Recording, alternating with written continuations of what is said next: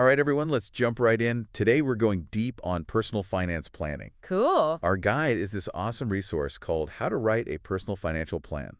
6 components. Yeah, it's super practical. Our mission, to help you guys build a personalized roadmap that actually, helps you achieve your goals. Right, because it's one thing to just talk about money, but it's another to actually make a plan that works for you. Exactly. Having a plan gives you control and helps turn those dreams into reality. It's not just about the numbers. Totally.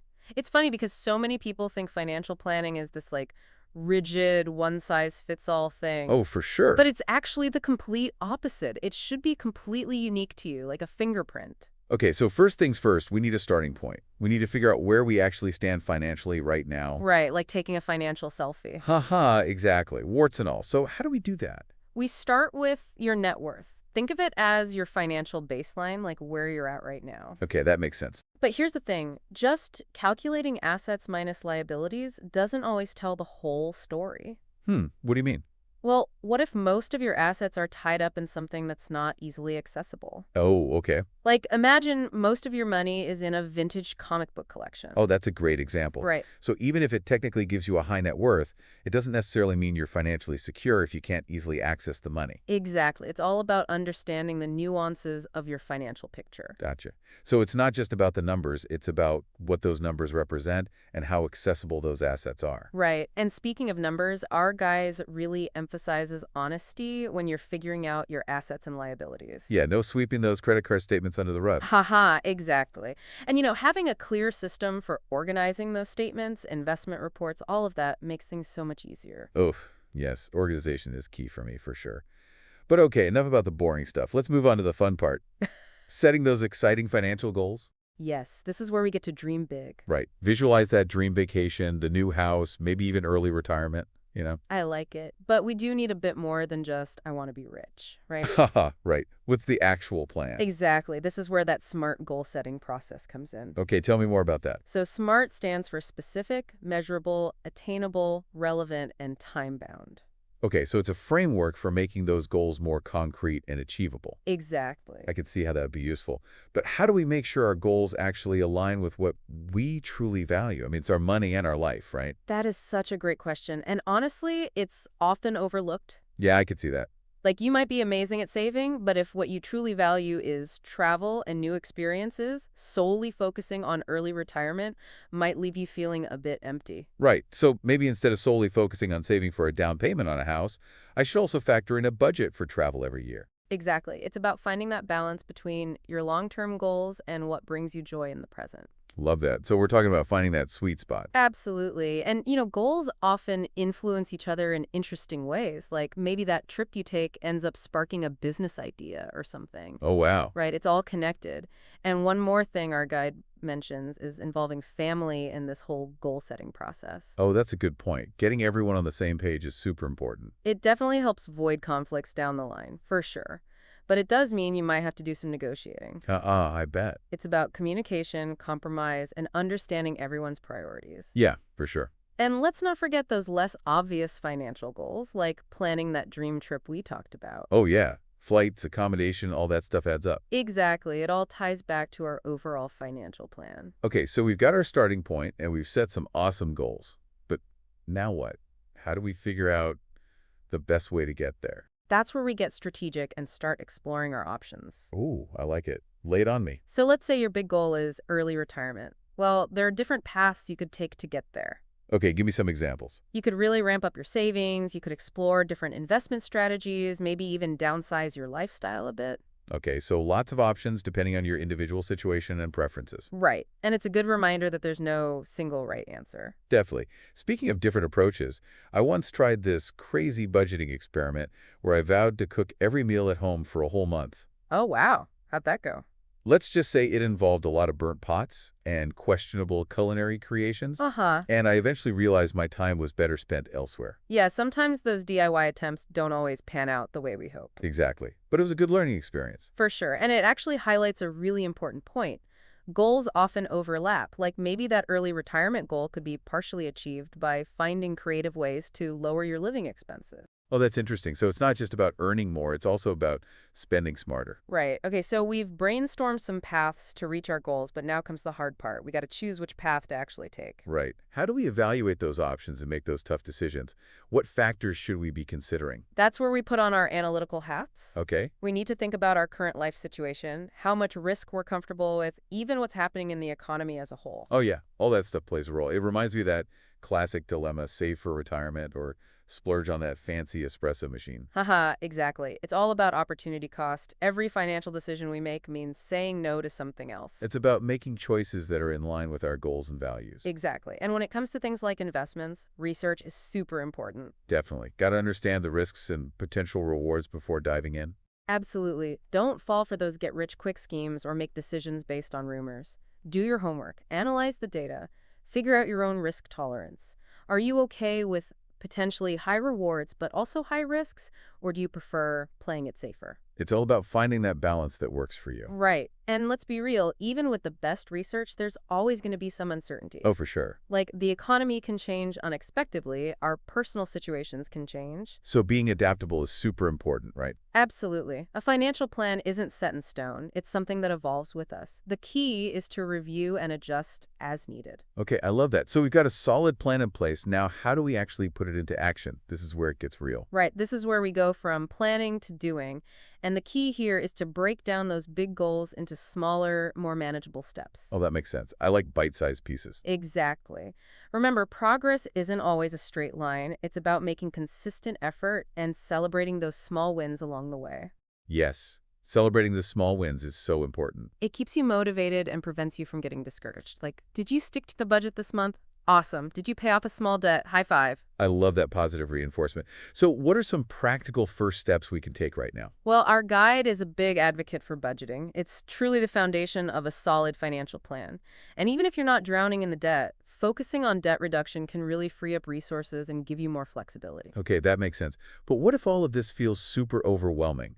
Should we consider getting professional help at this point? That's a great question. And honestly, sometimes a financial advisor can be a game changer. They bring an objective perspective, they help with those tough financial decisions, and they hold you accountable. It's like having a financial coach in your corner. Okay, so it's like having someone to guide you and cheer you on throughout this whole process. Exactly. This is all great stuff. But, personal finance isn't a one-time thing. It's something we need to keep working on, right? What happens after we've created this awesome plan?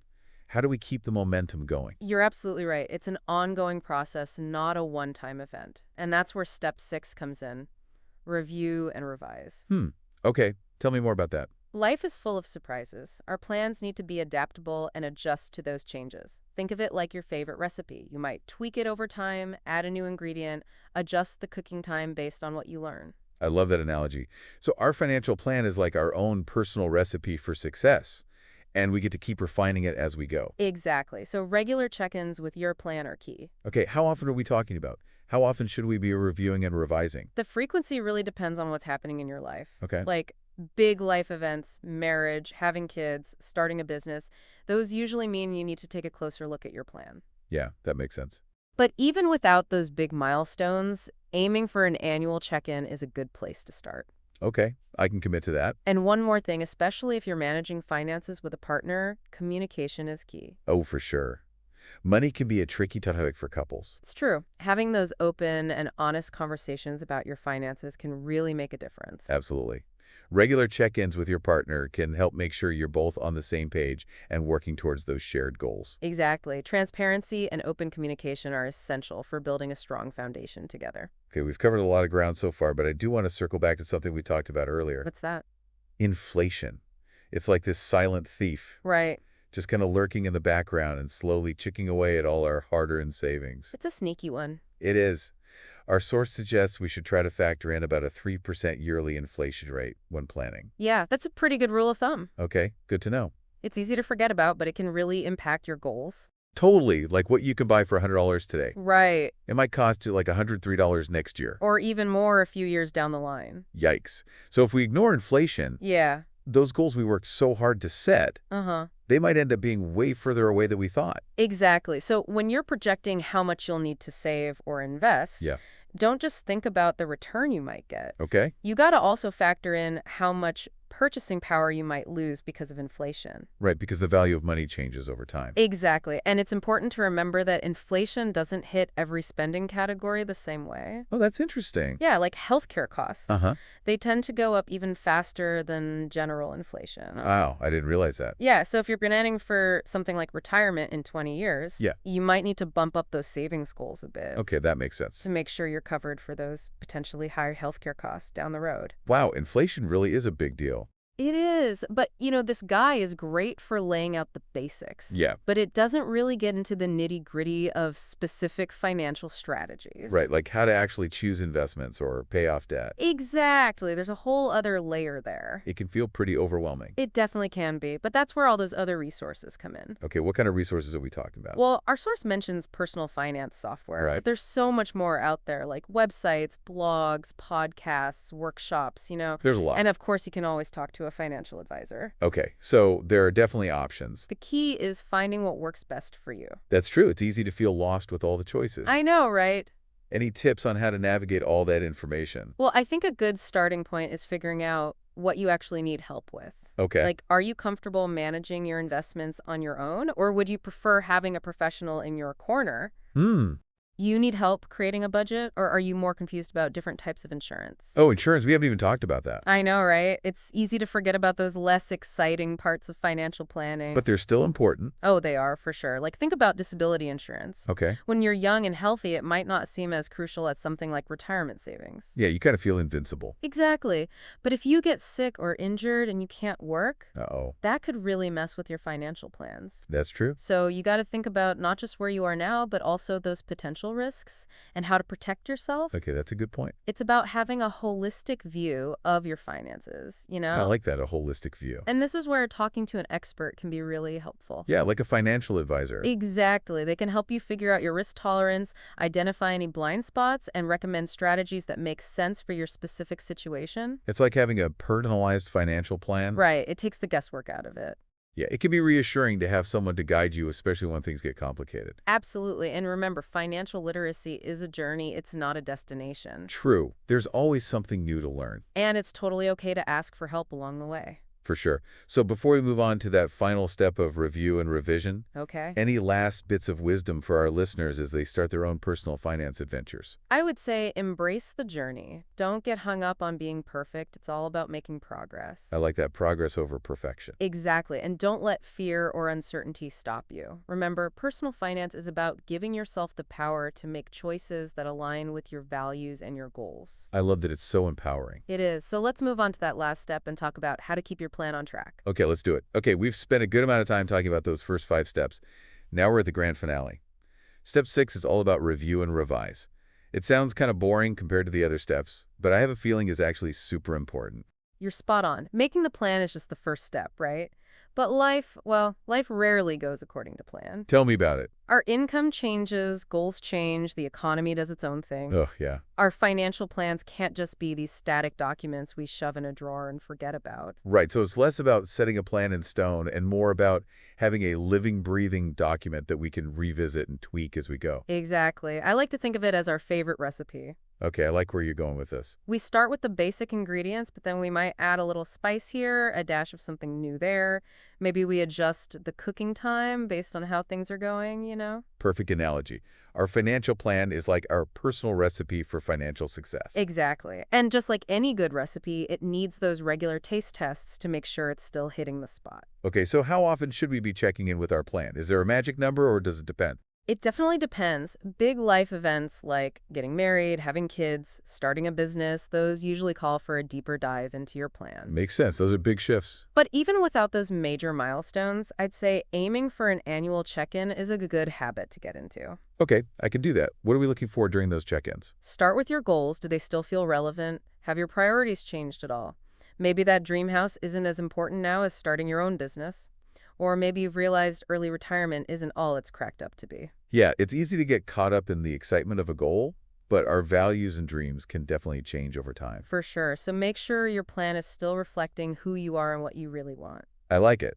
What else? Next, look at your progress. Are you on track to meet those goals? Do you need to ramp up your savings? Maybe you got a raise or a bonus. How can you use that extra money to get closer to your goals? Smart. And we can't forget about inflation, right? Oh, absolutely. Take a good look at your budget. Are your expenses still in check? Are there any areas where you can cut back or save more? Okay, so it's almost like a financial checkup. Exactly. Make sure everything's running smoothly and catch any potential problems before they become big problems. And speaking of checkups, don't forget to review all those other financial documents or insurance policies, your will, all that important stuff. Life throws curveballs, and it's good to be prepared. So much to think about. It really is an ongoing process. It is. But it gets easier, I promise. The more you pay attention to your finances, the more confident you'll become. This has been so helpful. I feel way more equipped to handle my financial goals now. That's awesome to hear. And remember, personal finance is a journey, not a destination. And it's a unique journey for each of us. There's no right or wrong way to do it, as long as you're being proactive and making choices that feel good to you. To all our listeners out there who might be feeling overwhelmed, remember, you don't have to do this alone. There are tons of resources out there to help you. Yeah. Whether it's online tools, workshops, or even a financial advisor who can give you personalized advice, don't be afraid to reach out and get the support you need. Okay, any final words of wisdom before we wrap things up? I would say don't be afraid to think outside the box. Personal finance doesn't have to be boring or restrictive. Challenge the status quo, try new things, find solutions that really resonate with you and your values. I love that. Personal finance is about creating a life you love, today and in the future. Well, folks, we did it. We took a deep dive into the 6 essential components of personal finance planning, from figuring out where you stand financially all the way to reviewing and revising your plan as you go. It's all about making smart choices today to build a brighter future for yourself and your loved ones. And remember, you're not alone on this journey. There's a ton of support available, so go out there, embrace the challenge, and create the financial life of your dreams. Until next time, keep learning, keep growing, and keep exploring the fascinating world of personal finance. See you on our next deep dive. 27.